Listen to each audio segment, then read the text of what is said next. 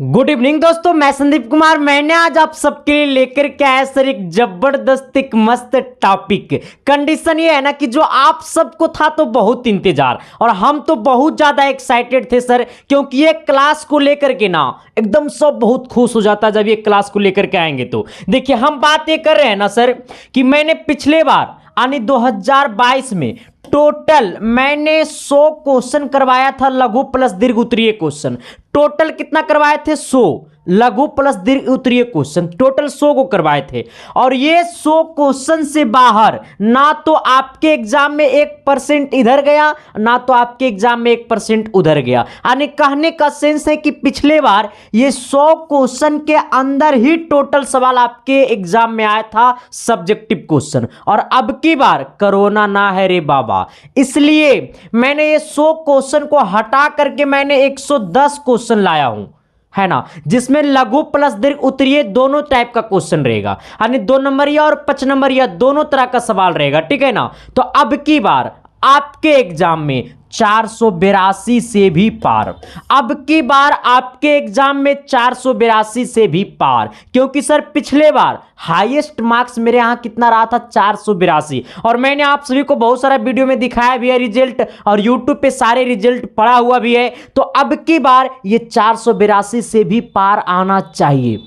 अब तुमको लग रहा होगा गुरुजी कैसे आएगा, हमने तो अभी तक कुछ भी नहीं पढ़ा। अगर आज तक अभी तक अगर आप कुछ भी नहीं पढ़े ना, तो बस ये साइंस में ये वाला क्लास 110 क्वेश्चन वाला कर लीजिए, और साइंस में 400 ऑब्जेक्टिव करवा रहा हूं वो कर लीजिए, मैथ में टॉप 90 क्वेश्चन करवा रहा हूं 2 नंबरिया वो कर लीजिए, और मैथ में 5 नंबरिया 40 से 50 क्वेश्चन करवाऊंगा, ये भी इसका क्लास स्टार्ट नहीं हुआ, ये कर लीजिए। इसके बाद आपका कोई टक्कर नहीं रहेगा सर, इसके बाद आपका कोई जोड़ नहीं रहेगा। जाकर के कमेंट बॉक्स में पढ़िए, बहुत सारे बच्चे 400 से प्लस मार्क्स ऐसे बच्चे लाए हुए हैं जिनको मैथ में ए नहीं समझ में आता था, वैसे बच्चे 400 प्लस लाए हुए हैं। जाकर के आप कमेंट बॉक्स में देख लीजिए पिछले बार का रिजल्ट, और पिछले बार का रिजल्ट मैंने दिखाई दिया था यूट्यूब पे सर।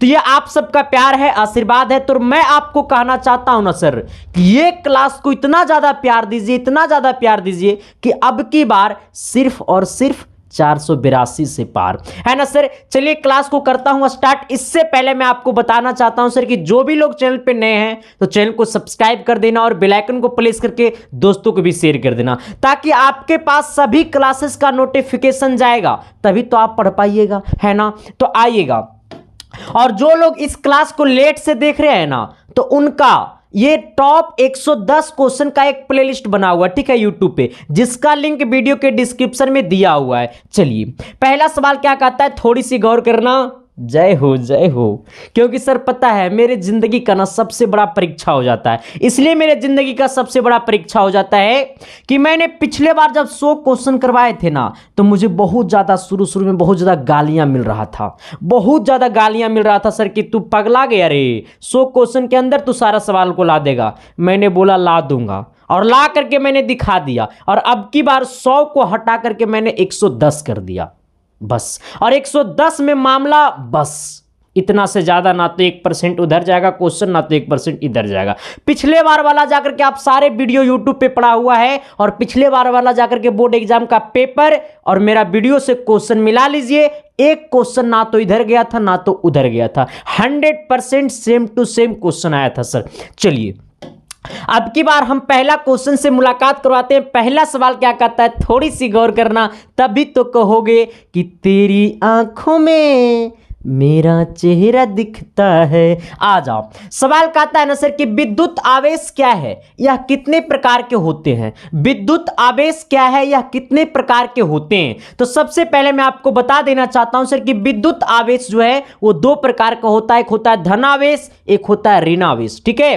तो आते हैं, कहता है विद्युत आवेश क्या है, कहता है किसी पदार्थ का वह गुण, विद्युत आवेश किसी पदार्थ का वह गुण जिसके कारण उसमें विद्युत तथा चुंबकीय प्रभाव उत्पन्न होता है, जिसमें विद्युत तथा चुंबकीय प्रभाव उत्पन्न होता है, उसी को हम लोग क्या कहते हैं, विद्युत आवेश कहते हैं। मैं पूछ रहा हूं सर कि आपको समझ में आया कि नहीं आया? अरे मैं तो कहता हूं ना सर कि मैथ और साइंस ना आपके खून में दौड़ा दौड़ा के मारेंगे। चलिए, मैंने क्या बोला सर कि किसी पदार्थ का वह गुण, किसी पदार्थ का वह गुण जिसके कारण उसमें विद्युत तथा चुंबकीय प्रभाव उत्पन्न होता है, किसी पदार्थ का वह गुण जिसके कारण उसमें विद्युत तथा चुंबकीय प्रभाव उत्पन्न होता है, उसे हम लोग क्या कहते हैं, विद्युत आवेश कहते हैं। सर क्या कहते हैं, विद्युत आवेश कहते हैं। तो विद्युत आवेश किसे कहते हैं, तो एक बार आंख मूंद लेना है और जहां पे बैठे हो ना अपने घर में, जहां पे रूम लेके पढ़ते हो, वहां पे जहां पे भी बैठे हो, जैसे भी कंडीशन में बैठे हो, वैसे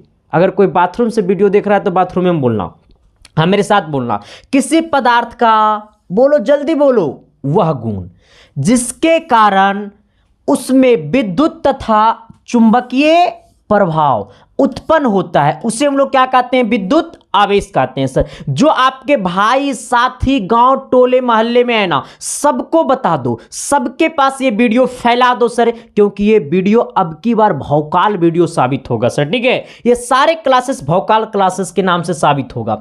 चलिए, हमसे पूछा था विद्युत आवेश क्या है, तो कहता है क्या कि किसी पदार्थ का वह गुण जिसके कारण उसमें विद्युत तथा चुंबकीय प्रभाव उत्पन्न होता है, उसे हम लोग क्या कहते हैं, विद्युत आवेश कहते हैं। अब फिर क्या पूछा, यह कितने प्रकार के होते हैं, तो अब नीचे देखना, मैंने नीचे लिखा कि विद्युत आवेश दो प्रकार के होते हैं, पहला धनावेश, दूसरा क्या है, ऋणावेश। ठीक है, तो विद्युत आवेश किसे कहते हैं, तो किसी पदार्थ का वह गुण जिसके कारण उसमें विद्युत तथा चुंबकीय प्रभाव उत्पन्न होता है।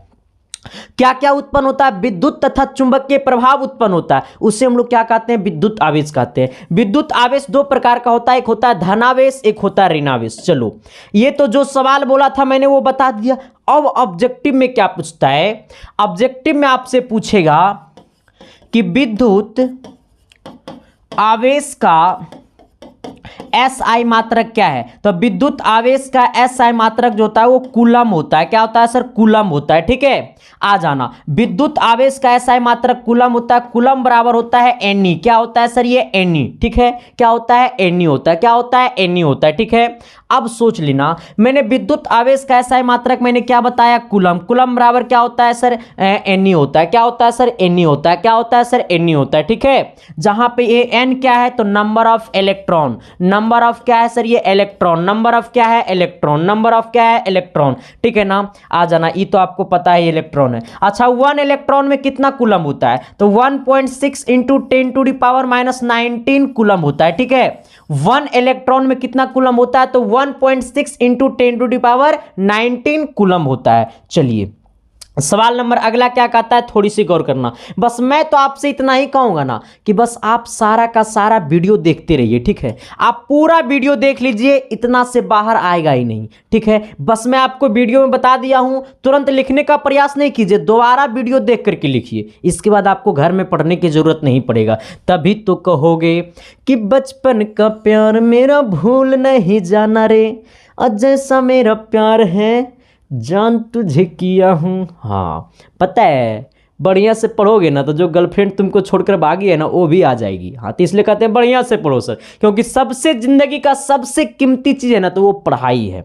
आ जाओ, कहता है ना, दीर्घ दृष्टि दोष क्या है, इसके दूर करने के लिए हम किस लेंस का व्यवहार करते हैं, देखो ये दीर्घ दृष्टि दोष बोले ना, तो कहने का मतलब है कि ये दूर दृष्टि दोष का चर्चा कर रहा है। किसका, दूर दृष्टि दोष का। दीर्घ का मतलब होता है दूर, तो बोला है कि दीर्घ दृष्टि दोष क्या है, इसे दूर करने के लिए हम किस लेंस का व्यवहार करते हैं। सबसे पहले आपको बताना है कि ये दीर्घ दृष्टि दोष क्या है, मतलब दूर दृष्टि दोष क्या है। इसके बाद आपको बताना है कि इसे दूर करने के लिए हम किस लेंस का उपयोग करते हैं। अच्छा, दीर्घ दृष्टि दोष में क्या होता है, तो दीर्घ दृष्टि दोष में जो होता है ना, दीर्घ दृष्टि दोष में जो होता है ना, वो दूर की वस्तु दिखाई देता है लेकिन पास की वस्तु दिखाई नहीं देता है। फिर से मेरा बात को सुन लेना, ये दीर्घ दृष्टि दोष में दूर की वस्तु दिखाई देता है लेकिन पास की वस्तु दिखाई नहीं देता है। फिर से मेरा बात को सुन लेना, ये दीर्घ दृष्टि दोष में दूर का ही वस्तु दिखाई देता है लेकिन पास की वस्तु दिखाई नहीं देता है। ये दीर्घ दृष्टि दोष में दूर की वस्तु दिखाई देता है लेकिन पास की वस्तु दिखाई नहीं देता है, उसी को हम लोग क्या कहते हैं, दीर्घ दृष्टि दोष। अब देखो, इतना तो सब कोई लिख देगा लेकिन तुमको तो कुछ और लिखना चाहिए, अच्छा से लिखना चाहिए, तभी तो आपको टॉप करना पड़ेगा सर के, क्योंकि सब 100 का 100 लिख करके आता है लेकिन सबको 100 का 100 नंबर नहीं मिल पाता है। कंडीशन क्या है, लिखावट। मेरा परिभाषा ना किसी किताब से नहीं मिलेगा, मतलब किसी किताब का मतलब जो है ना कि मतलब किसी के कॉपीराइट नहीं मिलेगा सर, ठीक है। मेरा एक यूनिक परिभाषा रहता है, इसलिए यूनिक परिभाषा रहता है कि सीधे बच्चा के खोपड़िया में जाए और जब बचवा लिखे कॉपिया में तो मास्टरबा के खोपड़िया में जाए, और जब जाएगा मास्टरबा के खोपड़िया में तो 2 नंबर का 2 नंबर देगा, 5 नंबर का 5 नंबर देगा, एक को नंबर ना काटेगा, ठीक है। आ जा, तो दीर्घ दृष्टि दोष में क्या होता है, तो दूर की वस्तु दिखाई देता है लेकिन पास की वस्तु दिखाई नहीं देता है। तो कहता है दीर्घ दृष्टि दोष क्या है, इसे दूर करने के लिए हम किस लेंस का व्यवहार करते हैं। तो सबसे पहले दीर्घ दृष्टि दोष यहां से यहां तक को लिखते हैं। कहता है नेत्र गोलक छोटा होने के कारण, नेत्र गोलक छोटा होने के कारण आंख का लेंस नजदीक की वस्तुओं का प्रतिबिंब रेटिना के पीछे बनाता है। क्या बोला, समझा, सवाल समझा कि नहीं समझा। यहां पे क्या गिरा दिए, चट क्या कर रहा है। सवाल पता है क्या बोला कि नेत्र गोलक छोटा होने के कारण, नेत्र गोलक छोटा होने के कारण आंख लेंस, क्या बोला सर, छोटा होने के कारण आंख का लेंस नजदीक की वस्तुओं का प्रतिबिंब रेटिना के पीछे बनाता है। कहता है ना सर कि नेत्र गोलक छोटा होने के कारण, नेत्र गोलक जो है वो छोटा होने के कारण आंख का लेंस जो नजदीक की वस्तुओं होता है ना, उसको बोला नजदीक की वस्तुओं का प्रतिबिंब रेटिना के पीछे बनाने लगता है, रेटिना के पीछे बनाता है। इसीलिए आंख नजदीक की वस्तुओं को साफ साफ नहीं देख पाती है। कहता है जब प्रतिबिंब रेटिना के पीछे बनाएगा तो नजदीक की वस्तुओं को साफ साफ नहीं देख पाएगा। क्या बोला कि जब प्रतिबिंब रेटिना के पीछे बनाएगा तो नजदीक की वस्तुओं को साफ साफ नहीं देख पाएगा, यही बोला है कि जब प्रतिबिंब रेटिना के पीछे बनाता है तो इसलिए आंख नजदीक की वस्तुओं को साफ साफ नहीं देख पाता है लेकिन दूर की वस्तुओं को साफ साफ देख पाती है। इस दृष्टि दोष को दीर्घ दृष्टि दोष कहते हैं, मतलब दूर दृष्टि दोष कहते हैं। सबके खोपड़िया में नहीं गया होगा, पता है ना, नहीं गया ना, अरे नहीं ना गया, हम अब तो खोपड़िया में भेजते हैं, देखो कैसे, तभी तो कहोगे। पता है क्या, गा दे, मारे फिल्मी गाना, तेरी अखियों की बार तेरा होठ का शिकार, चौका बार कहिएगा, सॉरी चौका बार कहाँ से आ गया गाना में। हाँ, तो मेरा गाने का सेंस से कुछ अलग रहता है। आ जाओ, बोला है ना सर कि नेत्र गोलक छोटा होने के कारण, नेत्र गोलक क्या होने के कारण, तो नेत्र गोलक छोटा होने के कारण आंख का लेंस नजदीक की वस्तुओं का प्रतिबिंब रेटिना के पीछे बनाता है। जब नेत्र गोलक का छोटा होने के कारण, नेत्र गोलक छोटा होने के कारण आंख का लेंस नजदीक की वस्तुओं का जो प्रतिबिंब है वो रेटिना के पीछे बनाता है। और जब प्रतिबिंब रेटिना के पीछे बनाएगा तो इसलिए आंख नजदीक की वस्तुओं को साफ साफ नहीं देख पाती है। जब प्रतिबिंब रेटिना के पीछे बनाएगा तो आंख जो है वो नजदीक की वस्तुओं को साफ साफ नहीं देख पाती है लेकिन दूर की वस्तुओं को साफ साफ देख पाती है। इसे दृष्टि दोष को दीर्घ दृष्टि दोष कहते हैं। तो दीर्घ दृष्टि दोष किसे कहते हैं, एक बार मेरे साथ बोलना सर, शिद्दत से बोलना, प्यार से बोलना। कहता है सर नेत्र गोलक, जल्दी बोलो, मेरे साथ बोलो, जहां बैठल है वहीं बोलो। नेत्र गोलक छोटा होने के कारण, थैंक यू, लव यू, कारण आंख का लेंस नजदीक की वस्तुओं का, ये का है, प्रतिबिंब रेटिना के पीछे बनाता है। अब जब प्रतिबिंब रेटिना के पीछे, तो नजदीक के वस्तुओं को साफ साफ नहीं देख पाएगा, तभी बोलता है इसलिए आंख नजदीक की वस्तुओं को साफ साफ नहीं देख पाती है, लेकिन दूर की वस्तुओं को साफ साफ देख पाती है। इसे दृष्टि दोष को हम लोग क्या कहते हैं? दीर्घ दृष्टि दोष कहते हैं। तो मैंने आपको 3 बात बोला, कौन कौन बात बोला? पहला बात बोला कि जब नेत्र गोलक छोटा होगा तो नजदीक की वस्तुओं का प्रतिबिंब रेटिना के पीछे बनाता है, और जब प्रतिबिंब रेटिना के पीछे बनाता है तो ऐसे केस में नजदीक की वस्तुओं को साफ साफ नहीं देख पाता है, लेकिन दूर की वस्तुओं को साफ साफ देख पाता है। इसे दृष्टि दोष को हम लोग क्या कहते हैं? दीर्घ दृष्टि दोष कहते हैं। तो क्या मैंने जो बोला वो चमका ना जी? अरे एस या नो तो बोलिए ना जी। तो अगले सवाल की तरफ तो बढ़िए ना जी। अब आइएगा, अब सवाल क्या बोला था थोड़ा सा गौर करिएगा। सवाल और बोला क्या है कि इस दृष्टि, अच्छा, इसे दूर करने के लिए हम किस लेंस का व्यवहार करते हैं? कहता है क्या? अब बोला कि इसे दूर करने के लिए हम किस लेंस का व्यवहार करते हैं। तो बोलता क्या है सर कि इस दृष्टि दोष को दूर करने के लिए हम उत्तल लेंस का व्यवहार करते हैं, उत्तल लेंस का उपयोग करते हैं। यानी कहने का सेंस है कि जिस इंसान को दूर दृष्टि दोष होगा वो उत्तल लेंस की चश्मे का इस्तेमाल करता है, क्या बोला कि इस दृष्टि दोष को दूर करने के लिए उत्तल लेंस का उपयोग किया जाता है। किसी प्रकार की दिक्कत समस्या है तो बता दो। मैंने आपको क्या बोला सर? पहले मैंने आपको क्या बोला कि दीर्घ दृष्टि दोष क्या है? तो दीर्घ दृष्टि दोष वो दोष है जिसमें नेत्र गोलक का छोटा होने के कारण आंख का लेंस का प्रतिबिंब नजदीक के, आंख का लेंस नजदीक की वस्तुओं का प्रतिबिंब रेटिना के पीछे बना देता है, जिसके कारण नजदीक की वस्तुओं को साफ साफ नहीं देख पाते हैं, बल्कि दूर की वस्तुओं को साफ साफ देख पाते हैं। उसी को हम लोग क्या कहते हैं? दूर दृष्टि दोष। इसे दूर करने के लिए हम लोग उत्तल लेंस का इस्तेमाल करते हैं। दूर दृष्टि दोष को दूर करने के लिए हम लोग उत्तल लेंस का इस्तेमाल करते हैं। सवाल नंबर 3 क्या कहता है? थोड़ी सी गौर कर लेना सर। सवाल नंबर कितना? 3 नंबर सवाल क्या कहता है? 3 नंबर कहता है ना कि ऊष्माक्षेपी अभिक्रिया क्या है? ऊष्माक्षेपी अभिक्रिया का क्या अर्थ है? उदाहरण दीजिए। ऊष्माक्षेपी अभिक्रिया का क्या अर्थ है और उदाहरण भी दीजिए। कहता है ऊष्माक्षेपी अभिक्रिया का क्या अर्थ है और उसका उदाहरण भी देना है। तो सबसे पहले मैं आपको बता देना चाहता हूं सर कि वो रासायनिक अभिक्रिया, ऊष्माक्षेपी अभिक्रिया क्या होता है, पहले वो बताना है। हाँ, शादी करने जाना है तो सबसे पहले आपको लड़की को देखने जाता है कि नहीं जाता है? जाता है ना। तो बोला तो 4 महीना पहले से गर्दा उड़ा के बात करता है, तब जाकर शादी करता है। बकलोला। देखो इधर कहता है सर वो रासायनिक अभिक्रिया जिनके दर्द होता है, हाँ, जिनके घटित होने के फलस्वरूप उष्मा ऊर्जा का उत्सर्जन होता है।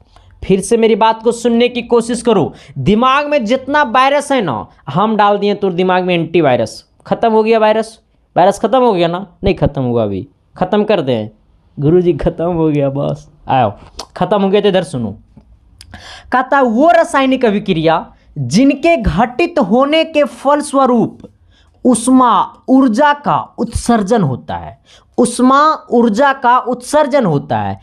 हम लोग क्या कहते हैं? ऊष्माक्षेपी अभिक्रिया कहलाती है। वो क्या कहलाती है? ऊष्माक्षेपी अभिक्रिया कहलाती है। मैंने आपको क्या बोला कि वो रासायनिक अभिक्रिया जिनके घटित होने के फलस्वरूप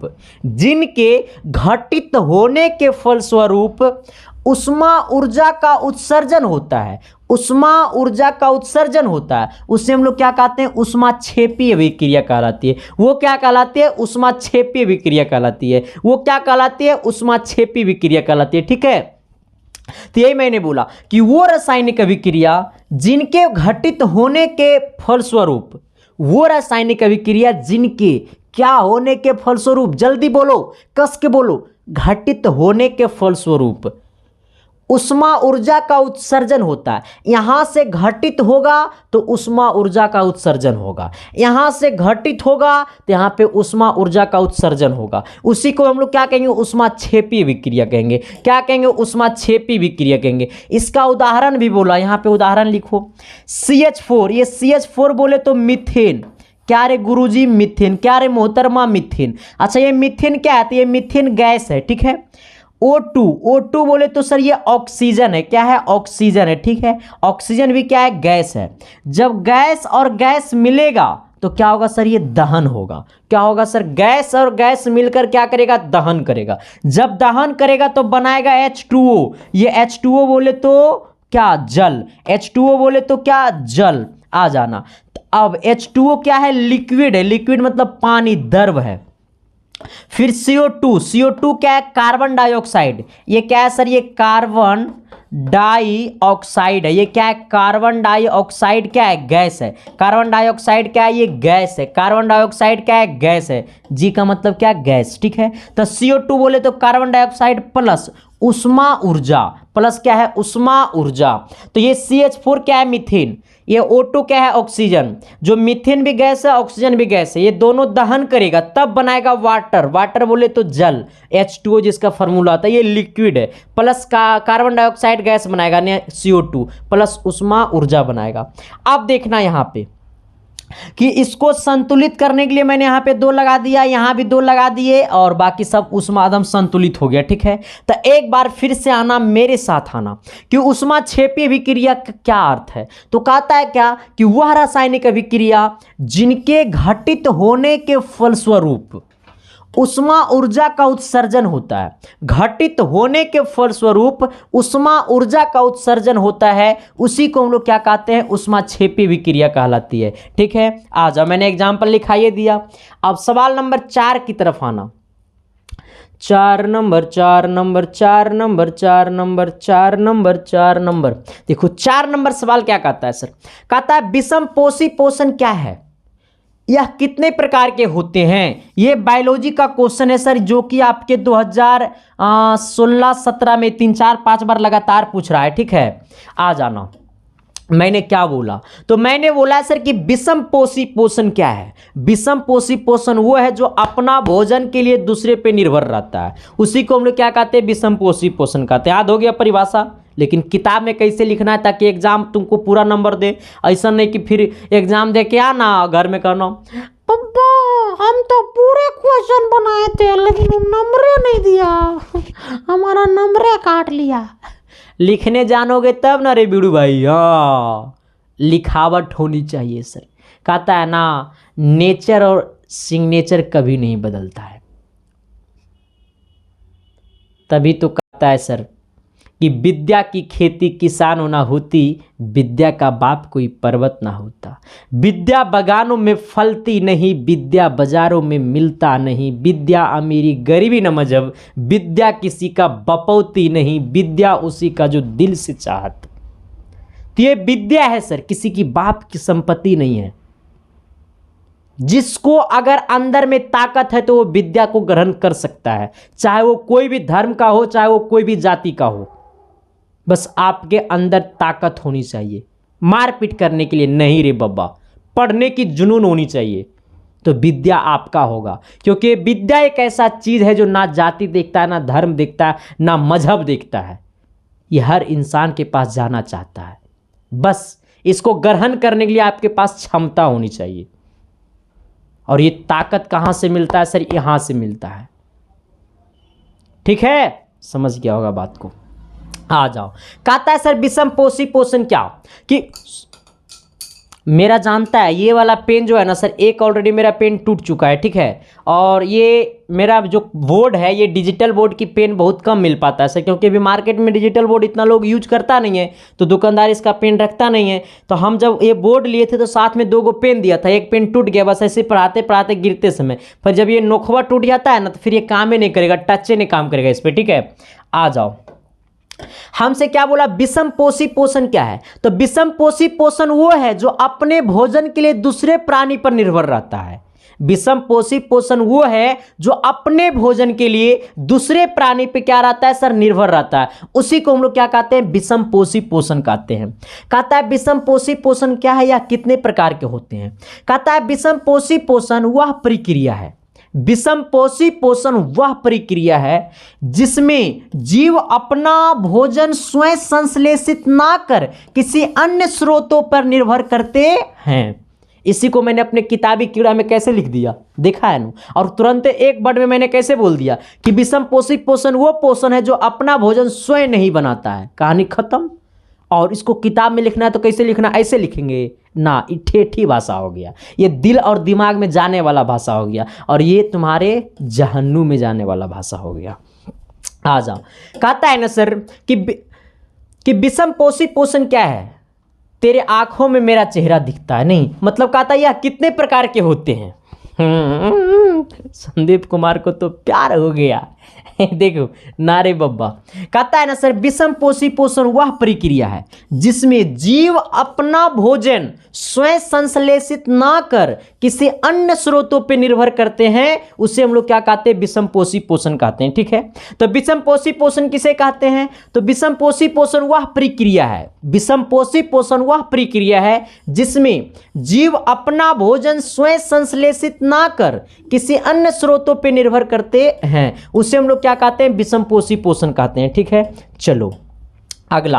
अब हमसे बोला कि विषम पोषी पोषण कितने प्रकार के होते हैं, तो विषम पोषी पोषण 3 प्रकार के होते हैं। यह ऑब्जेक्टिव में पूछ सकता है कि विषम पोषी पोषण कितने प्रकार के होते हैं, तो विषम पोषी पोषण 3 प्रकार के होते हैं। पहला मृतजीवी पोषण, प्राजीवी पोषण, परजीवी पोषण, फिर क्या प्राणी संपोषण। क्या है सर, ये प्राणी संपोषण, प्राणी संपोषण, प्राणी संपोषण दिखाई नहीं दे रहा था ना, प्राणी संपोषण, प्राणी संपोषण। ठीक है, तो पहले कहता है सर क्या कि विषम पोषी पोषण क्या है, तो कहता है विषम पोषी पोषण वह प्रक्रिया है जिसमें जीव अपना भोजन स्वयं संश्लेषित ना कर किसी अन्य स्रोतों पे निर्भर करते हैं, उसे हम लोग कहते हैं विषम पोषी पोषण। कहता है विषम पोषी पोषण 3 प्रकार के होते हैं। पहला मृत्युजीवी पोषण, दूसरा परजीवी पोषण, तीसरा है प्राणी संपोषण। क्या प्राणी संपोषण है, तो क्या मैंने जो बोला वो चमकाना जी, अरे एस या नो तो बोलिए ना जी, तो अगले सवाल की तरफ तो बढ़िए ना जी। तो मैंने आपको क्या बोला सर कि विषम पोषी पोषण वो पोषण है जो अपना भोजन स्वयं संश्लेषित ना कर किसी अन्य स्रोतों पर निर्भर रहता है, उसे हम लोग कहते हैं विषम पोषी पोषण। ठीक है, विषम पोषी पोषण 3 प्रकार के होते हैं। पहला क्या है सर, तो मृतजीवी पोषण, दूसरा क्या है सर, तो परजीवी पोषण, तीसरा क्या है सर, प्राणी संपोषण। किसी प्रकार की दिक्कत। और एक बार आप सबसे मैं रिक्वेस्ट करना चाहता हूं सर कि चैनल पे जो भी लोग रहे हैं तो चैनल को सब्सक्राइब कर देना और बेल आइकन को प्रेस करके दोस्तों को शेयर कर देना। सर मेरे अंदर मेरे को जो देना चाहिए वो 100% मैं आपको दूंगा, लेकिन आपको जो हमको देना चाहिए आप भी 100% हमको दीजिए। बस मैं आपसे इतना ही रिक्वेस्ट करता हूं सर। बस एसके साइंस क्लासेस का नाम आपके ऊपर है, आप चाहे तो इसको बहुत आगे तक ले जा सकते हैं। बस प्यार कीजिए एसके साइंस क्लासेस से, सपोर्ट कीजिए। बस ये आपका भाई का चैनल है, बस ये आपका चैनल है, आपका परिवार का चैनल है सर, क्योंकि आप मेरे परिवार का एक सदस्य हैं तो मैं भी एक सदस्य हूं। तो बस दोनों भाई मिलके कदम से कदम मिला करके चलेंगे और एक बार फिर से टॉपर के लिस्ट में एसके साइंस क्लासेस का नाम जाएगा। चलिए आइए सर अगला सवाल देखिए, 5 नंबरिया है। ठीक है ना, उधर तो मैंने 2 नंबरिया करवा रहे थे, अब आपको 5 नंबरिया क्वेश्चन करवा रहा हूं सर। ये 5 नंबरिया का पहला सवाल है और अभी नीचे और है। ठीक है, मतलब देखो अभी और इसका है क्वेश्चन, क्योंकि 5 नंबर में है तो इसका मतलब कि कम से कम ये तो 100 अंक में होना ही चाहिए, 100 से 120 अंक में होना ही चाहिए। आ जाओ। कहता है अवतल दर्पण और उत्तल दर्पण में अंतर स्पष्ट करें।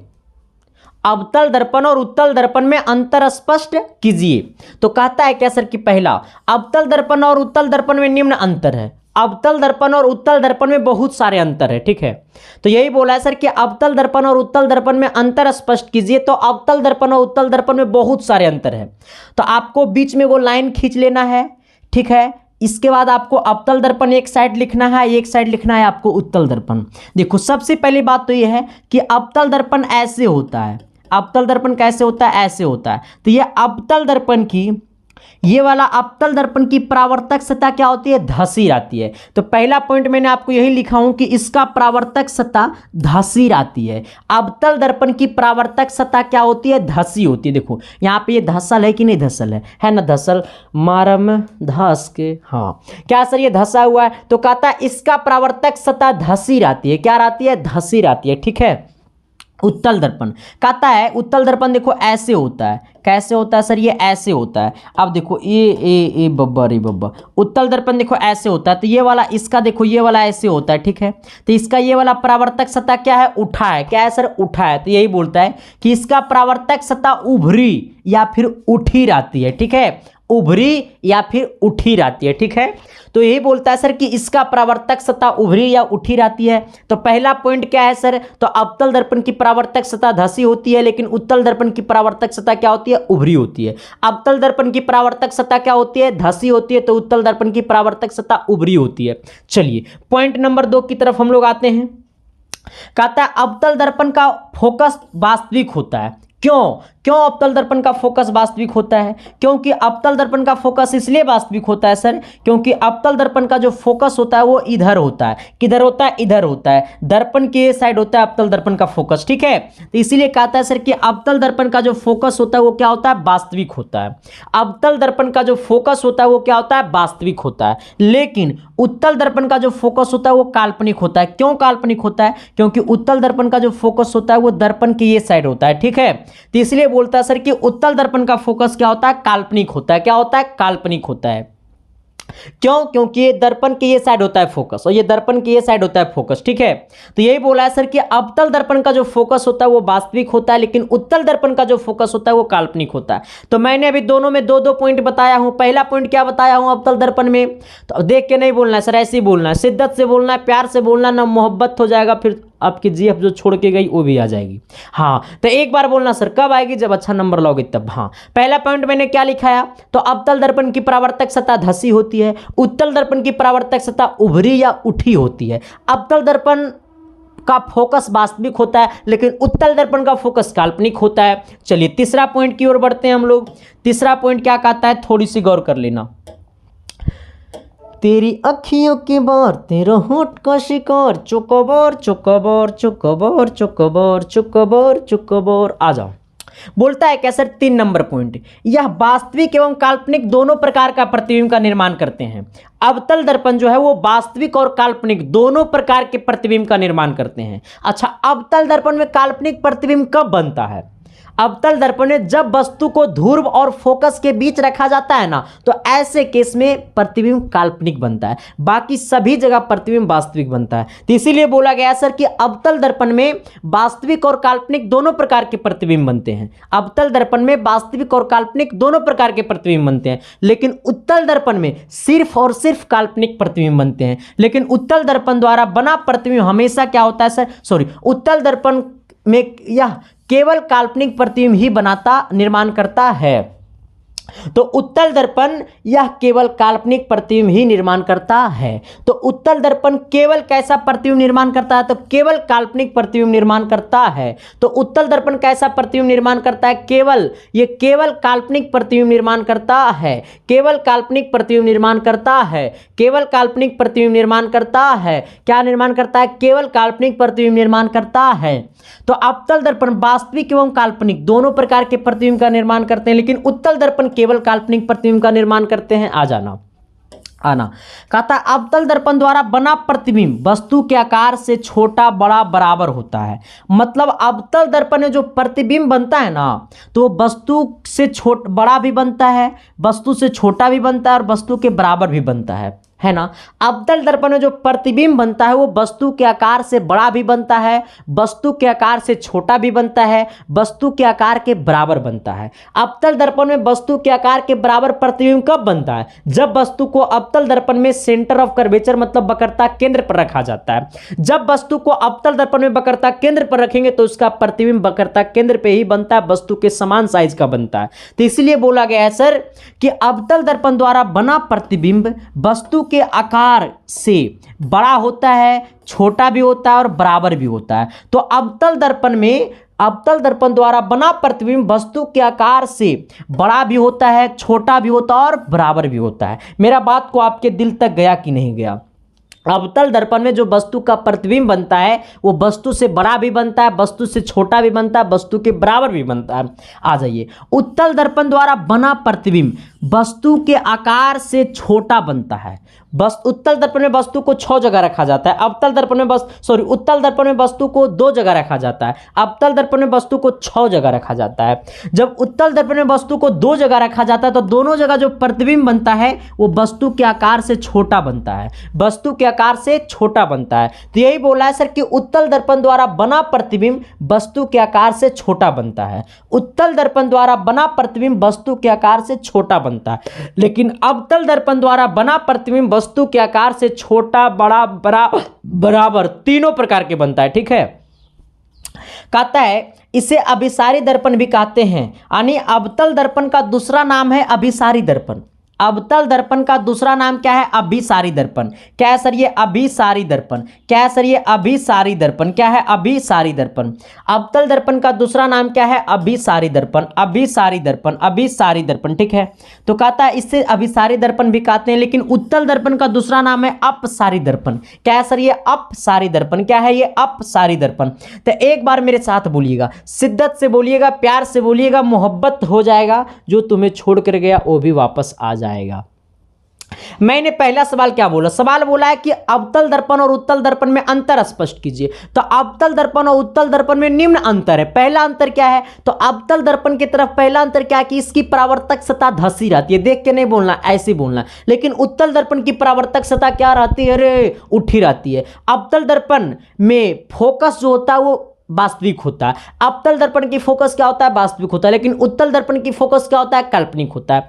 अवतल दर्पण में प्रतिबिंब जो बनता है वो वस्तु के आकार से बड़ा, छोटा और बराबर तीनों बनता है। अवतल दर्पण में जो प्रतिबिंब बनता है वो वस्तु के आकार से बड़ा, छोटा, बराबर तीनों टाइप का बनता है। लेकिन उत्तल दर्पण में जो प्रतिबिंब बनता है वो वस्तु के आकार से छोटा बनता है। ठीक है, अवतल दर्पण वास्तविक एवं काल्पनिक दोनों प्रकार के प्रतिबिंब बनाते हैं, लेकिन उत्तल दर्पण केवल काल्पनिक प्रतिबिंब बनाते हैं। आ जाना, कहता है सर एक चीज और था, 5 गुना नहीं हुआ है। आ जाना, अवतल दर्पण हो गया। अवतल दर्पण केवल वास्तविक और काल्पनिक दोनों प्रकार का निर्माण करते हैं। इसे अभिसारी भी दर्पण भी कहते हैं, इसे अपसारी दर्पण कहते हैं। तो मैंने सर आज की क्लास में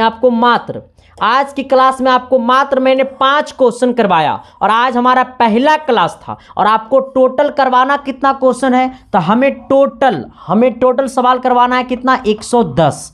तो वो समझ लो कि कल की क्लास मतलब अगले क्लास से लगभग आपको 8 से 10 क्वेश्चन लाऊंगा एक वीडियो में सर। हाँ, क्योंकि आज पहला क्लास था तो आप सभी को बताना था, और थोड़ी सी सर मैं आप सभी का ये सब नोट्स बनाने में, क्वेश्चन छांटने में, क्योंकि ये 5 क्वेश्चन छांटने में हम 1 घंटा टाइम देते हैं। क्योंकि सर सारे प्रीवियस ईयर को देखते हैं, मॉडल पेपर को देखते हैं, गेस्ट क्वेश्चन को देखते हैं, गाइड को देखते हैं, बुक को देखते हैं, तब जाकर के हम सवाल को छांटते हैं सर। तभी संदीप कुमार कॉन्फिडेंस के साथ बोलता है कि पढ़ाएंगे वही जो आएगा। ठीक है सर, तो thank you sir, love you. Class कैसा लगा कमेंट बॉक्स में जरूर बताना। किसी प्रकार की दिक्कत होता है तो आप कमेंट कीजिए, आपका भाई आपके लिए खड़ा रहेगा सर। ठीक है, और जो भी लोग चैनल पे नए हैं सर तो चैनल को सब्सक्राइब करके बेल आइकन को प्रेस करके दोस्तों को शेयर कर देना। और जो लोग अभी तक टेलीग्राम को ज्वाइन नहीं किया सर तो वीडियो के डिस्क्रिप्शन में टेलीग्राम का लिंक होगा, उसे ज्वाइन कर लेना। क्योंकि आपके एग्जाम के 30 मिनट पहले मैं कुछ ना कुछ भेजता हूं टेलीग्राम पे, और ये सब सारा जो है ना, इसका पीडीएफ तो नहीं डालूंगा, सब्जेक्टिव का पीडीएफ नहीं डालूंगा। किस लिए नहीं डालूंगा सर? क्योंकि बहुत सारे टीचर ऐसे हैं जो सेम टू सेम पढ़ा दे रहे हैं सर। ठीक है, तो इसका पीडीएफ नहीं डालूंगा। ये आपको इसलिए नहीं डालूंगा इसका पीडीएफ क्योंकि आपको लिखना पड़ेगा सर। आप नहीं लिखिएगा तो फिर बेमजा हो जाएगा। आप इस वीडियो को दोबारा देखिए और लिखिए सारे सवालों को, और सारे सवालों को पढ़िए, और एग्जाम पेपर में जाइए, और अगर एक सवाल छूट जाएगा तो पढ़ाना छोड़ देंगे। हाँ, thank you sir, love you. मिलते हैं आप सबके बीच अगली क्लास में, तब तक के लिए बाय। अगला क्लास के लिए इंतजार नहीं करना सर, चैनल पे नए, चैनल को सब्सक्राइब कर देना, सारी क्लासेस मिलता रहेगा। ठीक है sir, thank you, love you.